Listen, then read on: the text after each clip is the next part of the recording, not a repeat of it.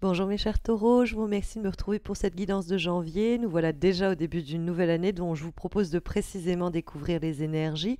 Alors on va voir dans un premier temps ce que ce mois de janvier nous réserve et puis on terminera avec deux cartes, deux conseils pour le domaine professionnel et amoureux à appliquer dès janvier et de façon plus générale pour ce nouveau cycle. Mais si vous avez une question personnelle à propos de ce qui s'annonce en 2022, le concours mensuel permet à deux d'entre vous de remporter un tirage en croix personnalisé et réalisé par mes soins. Et pour participer à ce concours, il vous suffit de vous abonner à ma chaîne et de liker cette vidéo d'une part. Et soit vous pouvez commenter cet horoscope en m'expliquant comment il résonne ce mois-ci en vous. Un de ces commentaires sera sélectionné et remportera un des deux tirages personnalisés. Ou alors, vous pouvez sinon, et vous êtes moins nombreux et nombreuses à le faire, indiquer en commentaire toujours de cet horoscope le réseau social sur lequel vous me suivez, Insta ou Facebook, et votre pseudo. Et donc, un de ces commentaires sera sélectionné et remportera l'autre consultation privée. À ce sujet, n'oubliez pas que vous pouvez me retrouver chaque semaine pour des guidances donc hebdomadaires sur Facebook et Insta dont vous avez les liens dans le descriptif de cet horoscope. Mais on va se recentrer dès à présent autour des énergies de ce début d'année, mes chers taureaux, avec pour démarrer la carte du 5 de bâton. Vous en avez totalement les ressources, c'est ce que nous dit le tirage, mais je le savais déjà, puisque la carte du 5 de bâton, c'est l'idée d'être combatif et combative. C'est une carte effectivement que j'aime bien désigner un peu comme Amazone et guerrière. C'est l'idée de tenir sa position et ne pas offrir de compromis. C'est une carte qui nous dit que vous avez l'aptitude, les moyens et les conditions pour que votre voix, votre demande soit entendue, puisque le 5 de bâton nous dit que même dans un cadre où vous êtes en relation avec des personnes à l'opinion marquée, des gens qu'on pourrait peut-être dire parfois même opiniâtres, des gens à la grande gueule aussi, toutes les personnes qui parlent plus fort pour que les autres se taisent, tous ces gens-là qui vont essayer peut-être un peu de vous intimider ou tout simplement de s'imposer, il y a une résistance chez vous qui est possible. Ça peut se jouer sur bien des domaines, au boulot, ça peut se jouer dans une relation humaine, quelle qu'elle soit, quelle que soit sa nature, amoureuse, amicale, familiale. Avec le 5 de bâton, il faut jouer des coudes pour faire sa place et ne pas céder aux injonctions, aux demandes ou aux affirmations de notre entourage quand elles ne vont pas dans le sens de nos valeurs ou de notre projet. Le 5 de bâton, il y a effectivement aussi l'idée que vous pourriez courtiser ou tout simplement convoiter un poste ou une personne qui est elle-même déjà très demandée, mais là encore, vous avez les moyens pour peut-être pas taper du poing sur la table, mais savoir obtenir ce qui vous semble juste et peut-être donc arriver à décrocher ce poste ou à obtenir les faveurs de cette personne.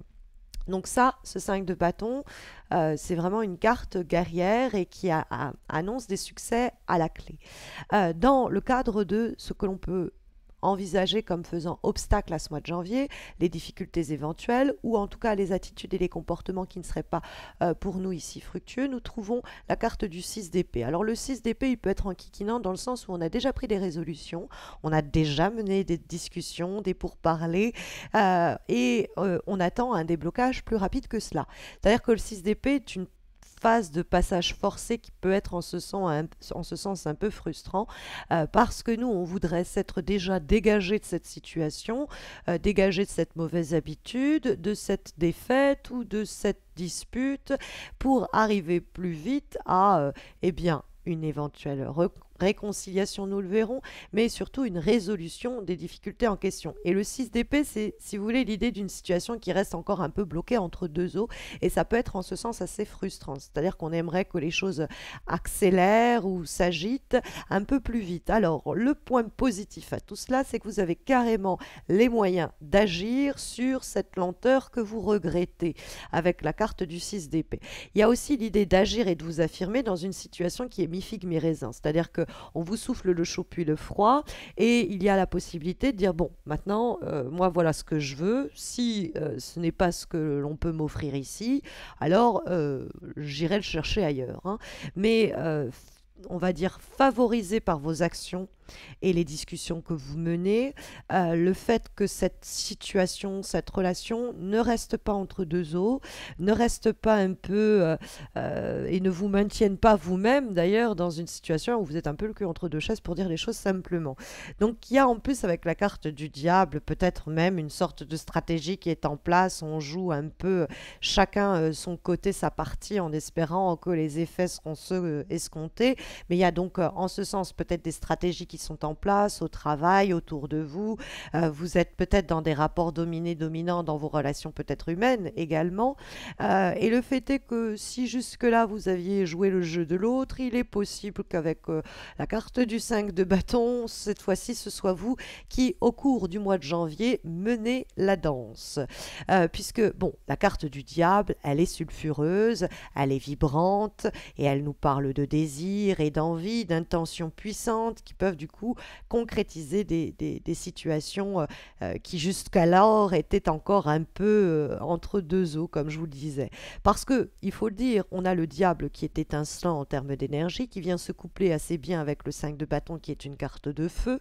Donc on a quelque chose d'assez passionné et passionnel. Ça peut être vraiment se battre pour ce en quoi l'on croit. C'est ce qui nous inspire et c'est pour ça qu'on arrive à s'affirmer et s'assumer. Ça peut être aussi l'idée que on a eu un peu le sentiment qu'il y a eu de l'abus. Donc il y a un moment où on dit stop, tout simplement. Et il peut avoir, quand on met tout cela en rapport avec le 6 d'épée, cette idée de accélérer et mettre, c'est mettre presque un plan d'action, hein, une stratégie en place qui va nous permettre de poser nos pièces sur l'échiquier de sorte à faire échec et mat quand on l'aura désiré et souhaité. Donc une stratégie, une ambition et ne pas hésiter à se servir des moyens, des ressources à notre portée pour ce faire. Parce qu'il y a quand même une célébration qui est en direction de ce mois de janvier avec la présence du 3 de coupe. Hein. Le 3 de coupe, c'est quand même la direction que prennent les choses et c'est une carte de réjouissance, de plaisir partagé, de résultats fructueux collectif. Donc, le fait que vous affirmiez, même dans un cadre professionnel où il y a plusieurs personnes, c'est que vous affirmez la stratégie adoptée. C'est que peut-être vous avez le sens le plus aigu de ce qui sera ici la stratégie la plus efficace. Et dans ce cas-là, faut pas trop s'enliser dans des pourparlers où on va trop décortiquer tout cela, va falloir un peu plus clamer que l'on sait que notre stratégie, notre compréhension de la situation, notre solution sera celle qui est la plus en capacité d'obtenir la résolution, la solution que l'on cherche. Et le 3 de coupe nous dit qu'effectivement, dans ce cas-là, dès le mois de janvier, on pourra vous frapper dans le dos en vous disant bravo, bien joué, t'avais raison, quoi. Tout simplement. Et on sera content à plusieurs de ces résultats-là que l'on vous devra peut-être d'ailleurs. Hein. Et donc ça, c'est vrai que le 3 de coupe, c'est ça, mais alors c'est aussi une réconciliation, des retrouvailles, l'idée qu'on retrouve peut-être quelqu'un avec qui il y avait déjà quelque chose de sulfureux. Et alors c'est la possibilité, l'opportunité pour vous, dans ce cas-là, de faire basculer cette situation. On ne savait pas si c'était de l'amitié sexuelle, de l'amour sexuel, de la sexualité tout court. Bon, ça peut être ça, hein, parce que le diable nous ramène quand même au domaine charnel quelquefois et que le 3 de coupe nous parle aussi des émotions et des sentiments. Une situation qui était peut-être même en triangulaire d'ailleurs, et justement on ne savait pas trop de ce sur quoi ça peut ou pouvait déboucher. Et donc la carte du diable et du 3 de coupe, il y a peut-être vous qui vous affirmez dans cette relation, vous affirmez dans cette situation, dans ces rapports dominants-dominés, vous reprenez l'emprise de la situation, la maîtrise de celle-ci, et les retrouvailles et les célébrations s'organisent, ces moments de réjouissance à deux ou à plusieurs, en fonction de vos désirs et de vos envies, et vous ne vous pliez plus peut-être à cette, ce côté un peu inachevé que l'on vous proposait jusqu'alors.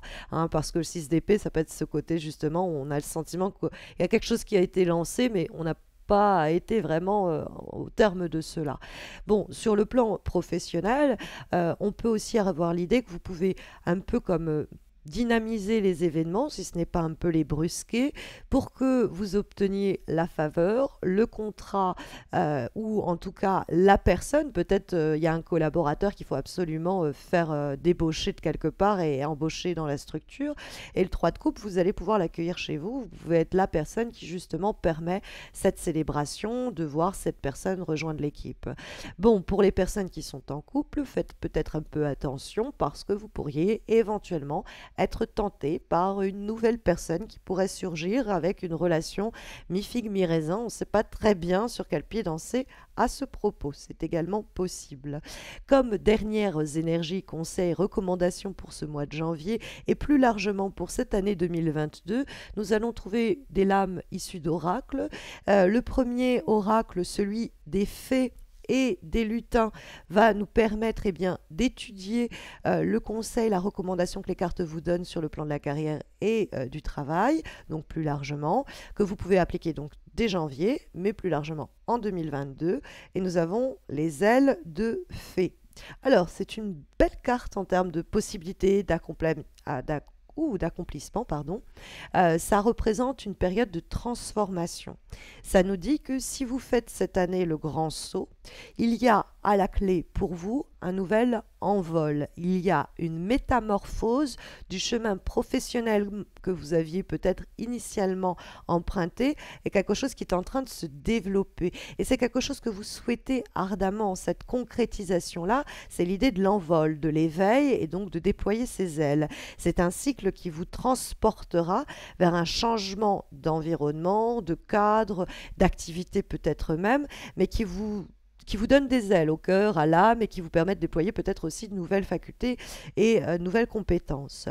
Et puis, comme dernière énergie et recommandation pour janvier et plus largement 2022, nous avons une lame issue donc d'un nouvel oracle, celui des rêves de la déesse. Et ici, le conseil va s'appliquer à la thématique relationnelle, amoureuse évidemment, mais pas uniquement. Les relations humaines plus largement. Et nous trouvons la carte du nouveau départ, un nouveau regard sur la vie.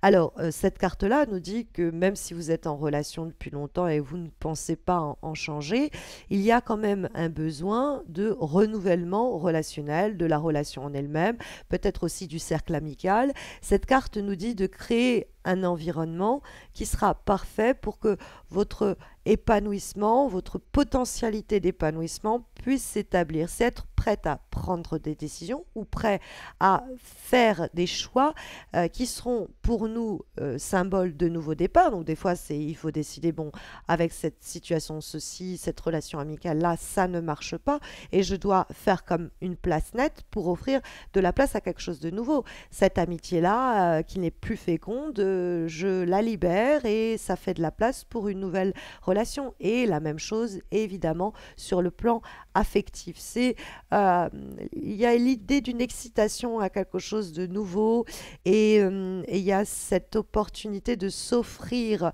de nouveaux départs en se défaisant de vieilles habitudes, donc notamment relationnelles. Ça peut être des schémas de relations, ça peut être des habitudes au sein de la relation, ça peut être des relations dont on a pris l'habitude et donc qui sont plus bonnes. Et c'est vraiment comme quand vous faites un peu de nettoyage dans votre placard, vous voulez de nouveaux habits, mais il n'y a plus de place, il faut donner les anciens et puis sinon les recycler, puis faire la place pour le nouveau. C'est un peu cette idée-là comme conseil à appliquer sur le plan relationnel dès janvier et puis plus largement pour l'année 2022. En tout cas, c'est ici les recommandations que les cartes vous délivrent de façon plus générale pour démarrer ce nouveau cycle, mes chers taureaux. J'espère que ça saura vous accompagner au mieux au cours de ce démarrage de nouveau cycle, ce nouveau cycle que je vous souhaite le plus magique et le plus épanouissant possible. Je vous retrouve quant à moi dès la fin janvier pour les guidances de février. D'ici là, prenez bien soin de vous, mes chers taureaux, et au plaisir de passer cette nouvelle année auprès de vous.